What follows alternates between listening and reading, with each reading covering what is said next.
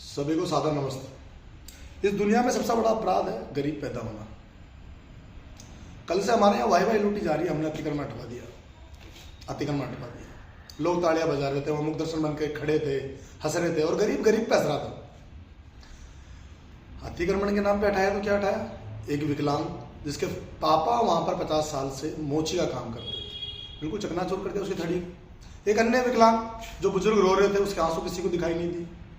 उसका रोड से लेना देना कुछ नहीं, रोड से काफी दूर वो एक साइड में वर्षों से अपना जीवन यापन कर रहे थे। वो रह रहे थे, वो अपने परिवार को कैसे पाल रहे थे। अरे यार, शुक्रवार का अठवाड़ा तुमने निगम ने दिया ना उनको परमिशन, तब लगाना, वहां से आदेश खारिज कर देते, बात खत्म हो जाती। लेकिन एक किसी और चीज को नाम लेकर गरीबों को दुखी करना। हाँ, अगर अतिक्रमण हटाना है तो रामगंज जाओ ना, घाटगेट जाओ, पूरा मामा होटल है, पूरा मार्केट हो रखा, पूरा राम आपका राजा पार्क है।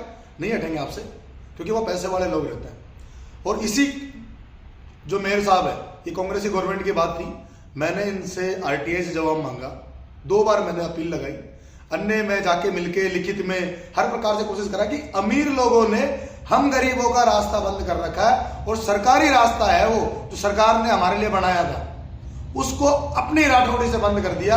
लेकिन वो नहीं हटेगा।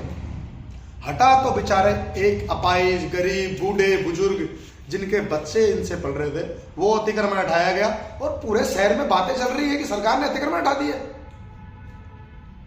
अरे उनकी रोजी रोटी तक तुमने छीन ली। पहले आने जाने का रास्ता तुमका बंद कर ही दिया था।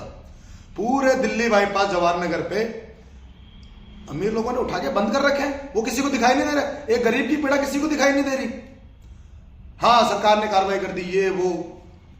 हाँ, ध्यान रखना, इतने ही जुर्म करना जितने तुम सहन करने की आदत डाल लेना या सहन कर सको। ईश्वर के घर देर अंधेर नहीं, और उन गरीब के आंसुओं का बदला अवश्य लिया जाएगा, ये लिख के रखना, नहीं तो वो ईश्वर जरूर देगा, कुछ होगा या नहीं होगा। यार हद होती है किसी चीज की। अरे जाओ ना, इतना ही है तो जाओ ना, नशा बंद करवाओ। पिछले 2 साल से बाहर डाल रहा हूं, कह रहा हूं कि नशा, हमारे युवा मर रहे हैं, हमारे बर्बाद हो रहे हैं, उन घरों पे जाके कार्रवाई करो। नहीं होगी, ना जाने तुम्हारे क्या रिश्तेदार लगे हुए हैं।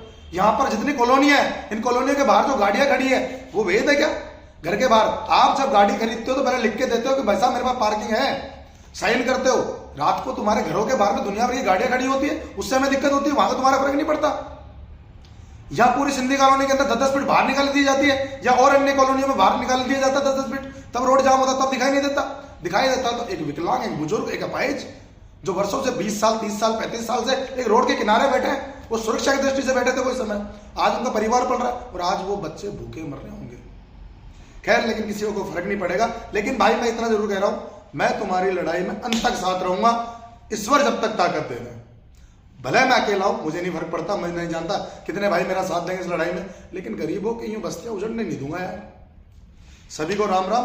और इतना ही कहूंगा भाई, लड़ना सीख लो, नहीं तो ये गिद्ध खा जाएंगे हमें।